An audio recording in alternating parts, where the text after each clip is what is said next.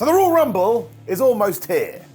How the flub did that happen? It feels like it was only yesterday when Cody Rhodes grabbed Gunther and threw him over the top rope to become the victor. Though actually, that's gonna tie in. Because that's right, my friends. I think that in 2024, CM Punk should win the Royal Rumble. Why? Here's why.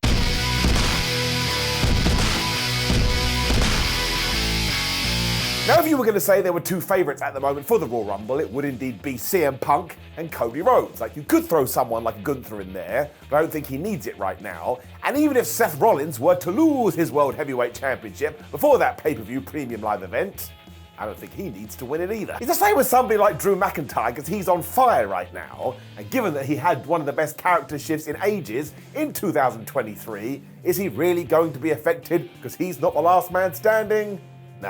No, he's not. Which does indeed bring us back to our original names, Mr. Punk and Mr. Rhodes. Now, before CM did indeed return to WWE, I thought we could go full-on babyface with Cody and let him win the Royal Rumble back-to-back once again. Because don't forget, only 3 people have ever done this in history, and those names are Hulk Hogan, Steve Austin, and Shawn Michaels. So if the American Nightmare can come out and say, ha, I did the same, we all know he's going to get the super duper mega push. They already got a pretty good push in 2023. Now that Punk is back though, I tell ya, we should do the opposite. What do I mean by that? Well, because I think it's a total lock that when we get to WrestleMania 40, it is indeed going to be the American Nightmare that takes away the championship from Roman Reigns. So if you do have that in your plan, and you know that's what you're going to do, well, before that date, you can have a little bit of fun with it. Because finishing the story has basically become a meme these days. So if Cody does get to the Final Four in the Rumble, and everyone's like, oh my gosh, he's going to do it, then he gets chucked out of the thing and has to rethink his entire future. Actually, that could make a pretty good narrative. Then he can start crying like Shawn Michaels did in 2010, because it's like, well, what am I meant to do? Well, of course, he enters the Elimination Chamber, he whoops a bunch of guys' asses before he gets out the other side and says, Roman, I'm coming for you, you better watch your butt. This will also work wonderfully because, yes, by that point, do you know who's going to win the Royal Rumble? I mean, obviously, it's CM Punk. And the reason it will make so much sense is I can only assume Punk will be like, oh, Seth Rollins, I'm staying here on Raw, and I want your title, which is why Rhodes can be like, that works for me, because I want the guy on the other side anyway. Even without all of this, Punk is the obvious choice, and I'm so sick and tired of people throwing their arms in the air just because something is the obvious choice. Do you know why something is obvious? Because it's obvious. And that just makes people go completely crazy, but it is. Look it up in a dictionary. I'm not doing my movie analogy again. Because after Seth went off on Punk and told him he hated him, CM was all like, listen, I understand what I gotta do here. Nobody hands me nothing, so I will go to the bottom, and I will climb my way up to the tippity top,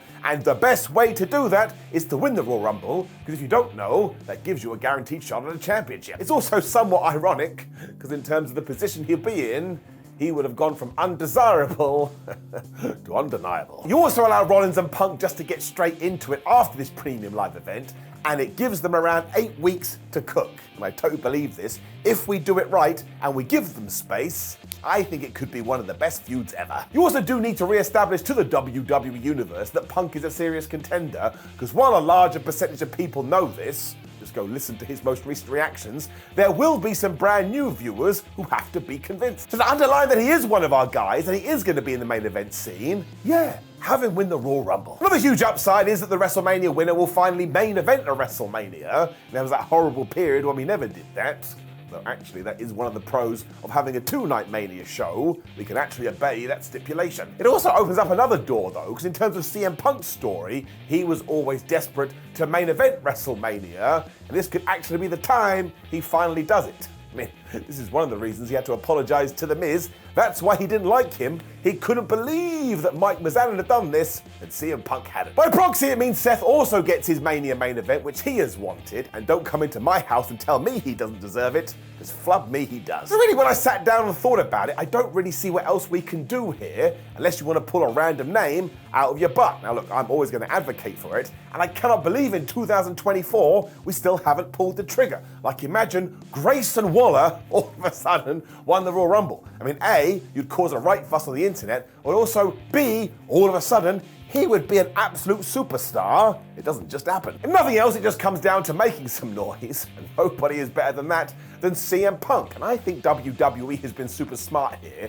because they've sat around and gone, listen, we have momentum right now, but we don't need to lose that momentum, so let's pull out the stops out. So you've hired back CM Punk, and to make sure you carry that on, keep repeating myself now, you have him win the Royal Rumble. I mean, you just know that social media will argue this for at least a week, and every single person is going to have an opinion on it. So surely this is one of the reasons WWE did what they did, to keep the fire burning. And yes, that was a damn pun. The real question is, do you leave Cody Rhodes in there to be part of the final two? Because then you would have CM Punk versus Cody Rhodes, if only for a few minutes. And don't forget, given the plan we have put out here, you would be about to separate them, because Cody would be on SmackDown and CM Punk would be on Raw. And then you could double back round to this in a few months or even a year. Just trust me, I know, I talk to people, they want to see it. I also just want to point out that I think Gunther is going to do some proper smashing in this Royal Rumble. And that Drew, he may not be winning the thing, but he's going to do something heinous.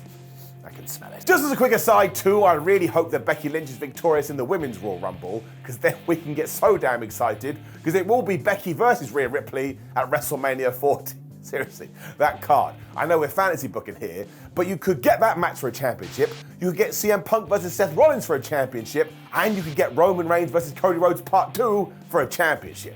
So if you want to make a big deal because it is the 4-0, well, you are absolutely on path to do that. There's a big part of me, this part right here, that thinks actually WrestleMania could be one of the best of all time. And while that sounds like hyperbole, just think of all the pay-per-views, premium live events we did in 2023. You just know that WWE wants to usurp that over the next 12 months. So if you're a fan and I'm a fan, and everybody's a fan, flub me sideways, I think we're in for a right old good time. More important than all of this though, I need to know who do you think is going to win the Royal Rumble, and you can have two choices here. One, give me a serious answer, so I go, wow, good point. Or two, give me the dumbest answers ever. For example, Tatanka. Also, do click the video on the screen right now, which is things you never knew about the Royal Rumble, so you can get all that trivia ready to go to impress your friends or be called a nerd. Like the video, share the video, and subscribe. And remember, always enjoy the Royal Rumble. It comes but once a year, and it's never got old. I absolutely love this stipulation match. It is my favorite. And if you don't like it, I have some advice for you too. Don't watch it. It's that easy. Goodbye. One of the only professional wrestling podcasts that's actually worth it. If we can make one of the best wrestlers in the world say that just by listening to our podcast, what happens when we do this?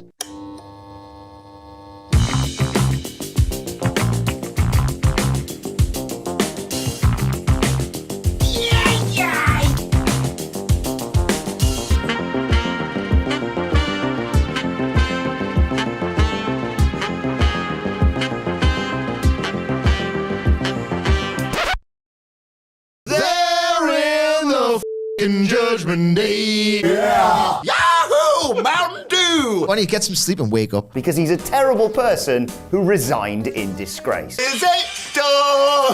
Or is the answer no door? Yeah! What up, turds? None of you this It's either door or no door. What is it? Door, no door, or is it door? What do you make of the night? That's another satisfied customer.